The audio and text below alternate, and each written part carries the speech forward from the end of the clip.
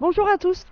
Donc aujourd'hui on est là pour réaliser quelques vidéos sur le parcours du plateau et on va commencer par la toute première étape, le positionnement de la moto. Donc le jour où vous passerez votre examen de plateau, une fois que le côté du parcours sur lequel vous passerez aura été tiré au sort, l'enseignant qui sera présent avec vous positionnera votre moto comme elle est positionnée là actuellement. La toute première étape du parcours, ce sera de réaliser une poussette. Donc il faudra montrer à l'inspecteur votre capacité à déplacer la moto sans l'aide du moteur. Nous allons donc pouvoir réaliser la poussette. Nous sommes équipés, l'inspecteur sera présent à côté de vous pour vous voir réaliser votre poussette. Pour réaliser sa poussette, plusieurs critères à respecter. Premier d'entre eux, les pneus. À aucun moment, les pneus, l'arrière du pneu ou l'avant du pneu ne doivent sortir des délimitations des lignes blanches. Deuxième critère à respecter, en aucun cas faire tomber le ou les cônes. Et troisième critère à respecter, ne pas faire tomber la moto. On va donc pouvoir faire la poussette. Toujours côté gauche, je relève ma moto, je remets mon guidon droit, je rentre ma béquille. Et je vais venir pousser ma moto tranquillement jusqu'au côté opposé de la piste en prenant soin que le pneu ne sorte pas. Ensuite, je me positionne côté marche. Je viens pousser ma moto pour la ramener au point de départ en douceur en prenant soin de ne pas sortir.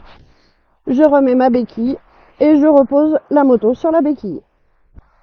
Une poussette réussie vous donnera le droit de poser 3 pieds au sol sur la totalité de votre parcours sans que ça compte comme une erreur. Si vos pneus sortent ou vous faites tomber le ou les cônes ou vous faites tomber la moto, vous n'aurez droit qu'à 2 pieds. Une fois la poussette terminée, votre moto est positionnée, vous ne la déplacez plus et quand vous vous sentirez prêt, vous montez dessus pour commencer votre parcours. La première partie du parcours du plateau, c'est ce qu'on appelle le parcours lent. C'est la seule partie du parcours qui va être chronométrée. Le chronomètre se déclenchera quand votre roue arrière passera ces 2 premiers cônes.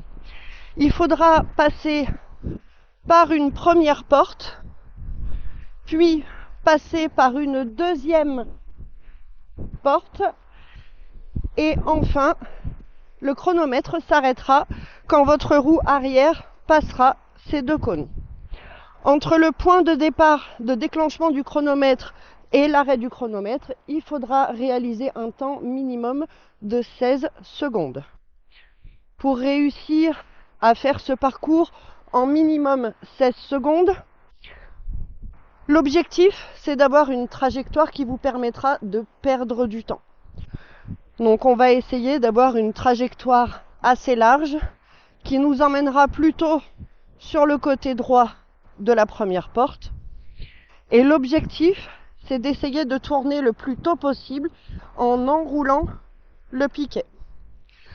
Ensuite, ça vous laissera plus de marge pour bien vous positionner sur la deuxième porte. Et là où on pourra gagner le plus de temps, ce sera sur ce petit bout de ligne droite, puisque le chrono s'arrêtera seulement quand votre roue arrière franchira les cônes.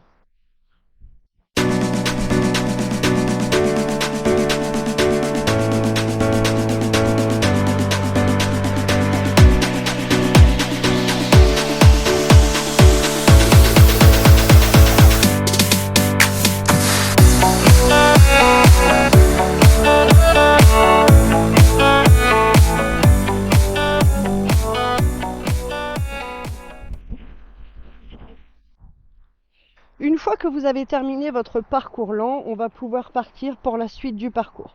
Entre la sortie du lent et la suite du parcours, il n'y aura pas d'arrêt. On va simplement continuer tranquillement en première. On sort du lent et on va venir côté opposé pour passer dans le couloir de l'évitement. On est tranquillement en première parce qu'il n'y a pas de temps à respecter. On passe tranquillement dans les cônes du couloir. Ensuite, on vient passer entre le carré vide et le cône pour venir rejoindre la ligne de gauche. Au niveau du cône bleu, on va devoir faire un arrêt de précision. Qui dit précision dit je récupère mon embrayage, un petit peu de frein arrière et j'essaye d'enrouler au maximum afin de venir arrêter ma roue avant entre les deux premières lignes. Avant le cône bleu, proche du cône bleu. C'est un arrêt obligatoire. Une fois qu'on s'est arrêté, on va devoir redémarrer pour terminer le demi-tour. Quand vous allez redémarrer, checkez bien que vous ayez le bon pied d'appui au sol. Toujours le pied du côté où on va tourner. Checkez bien que votre guidon est bien orienté et que votre regard cherche aussi la direction à atteindre. En redémarrant, dans toute la zone des 3 lignes, vous pourrez mettre autant de pieds d'appui que vous désirez. Par contre, si on pose un pied en dehors de la zone, il sera décompté de nos 3 pieds.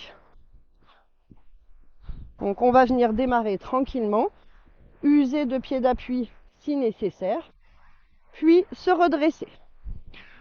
Ensuite, nous allons devoir faire un demi-tour entre ce cône orange et le cône orange suivant. Le demi-tour, vous le faites n'importe où, entre les deux. Une fois qu'on a fait notre demi-tour, on va à nouveau changer de côté.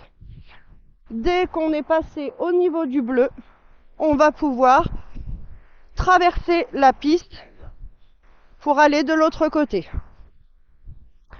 Ensuite, nous allons aller jusqu'au bout. Vous pouvez le faire en première, en deuxième, en troisième. Il n'y a pas d'importance, il n'y a pas de temps, il n'y a pas de vitesse à respecter. On va aller tranquillement jusqu'au fond.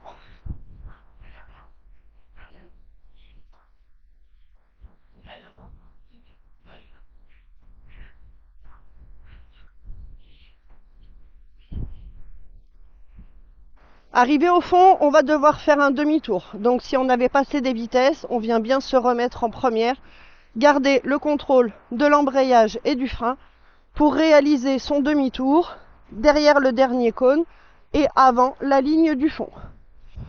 On va donc se retrouver face à la piste et à l'exercice du freinage d'urgence. L'exercice du freinage d'urgence, plusieurs critères à respecter. Tout d'abord, avoir mis sa 3e vitesse. Avoir enclenché sa 3e vitesse. Et ensuite, avoir une vitesse minimum à 50 km/h. Il y aura une prise de vitesse au radar. Donc une fois qu'on a terminé notre demi-tour, on vient se relancer.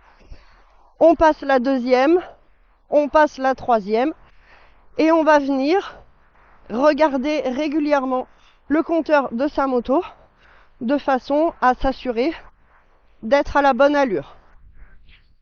On va essayer de se maintenir entre 55 et 60 km/h. Plus tôt vous atteignez cette vitesse, plus vous pourrez stabiliser cette vitesse et ainsi éviter d'arriver trop vite. La ligne de freinage, c'est la ligne en pointillé qui est devant nous, celle qui est au pied du tas de cône de l'évitement. Juste avant d'arriver à cette ligne C6, on va décélérer et dès que ma roue avant a franchi la ligne, je vais pouvoir venir enclencher mon freinage. Je débraye, je prends mes 2 freins et mon objectif c'est de m'arrêter avant la ligne C5. C5, l'arrêt si la piste est sèche. Aujourd'hui, la piste étant mouillée, on a le droit d'aller jusqu'à la ligne C4. On ne s'embête pas à rétrograder, on s'arrête en 3e et une fois à l'arrêt, on se remettra en première.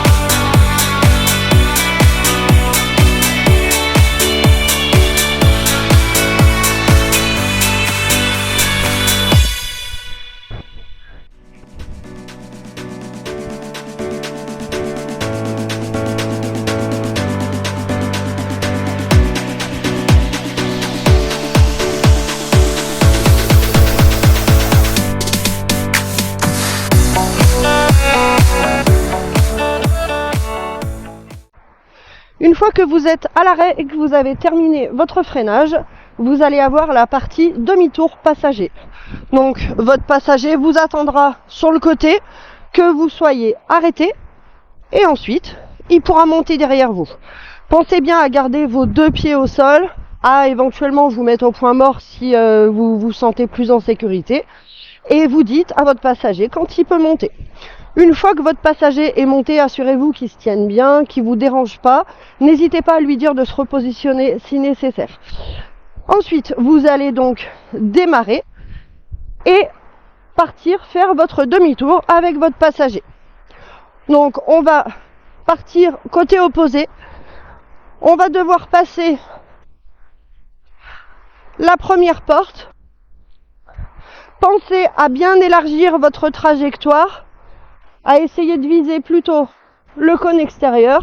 Pensez à bien relever votre tête et à relancer légèrement votre moto de façon à venir vous arrêter entre les piquets et les plots pour la dépose de votre passager.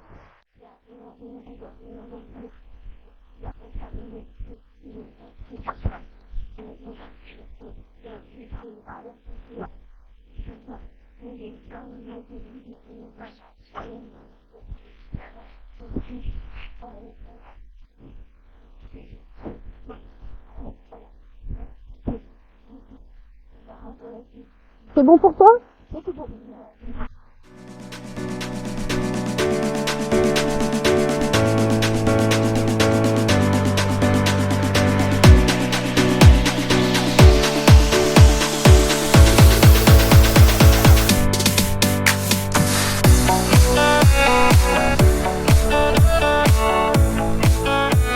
veux.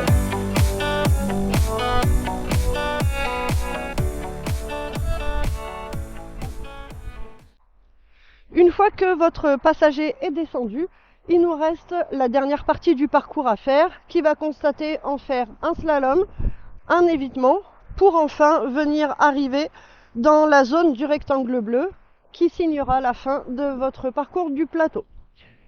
Pour le slalom, les critères à respecter sont les suivants. Avoir enclenché la 3e vitesse avant le premier cône du slalom et maintenir une allure à minimum 40 km/h au niveau du 3e cône du slalom pour la prise de vitesse au radar. Pour l'évitement, critères à respecter, être en 3e également minimum et ne pas utiliser de frein dans l'évitement. Et bien sûr, ne pas faire tomber de cône.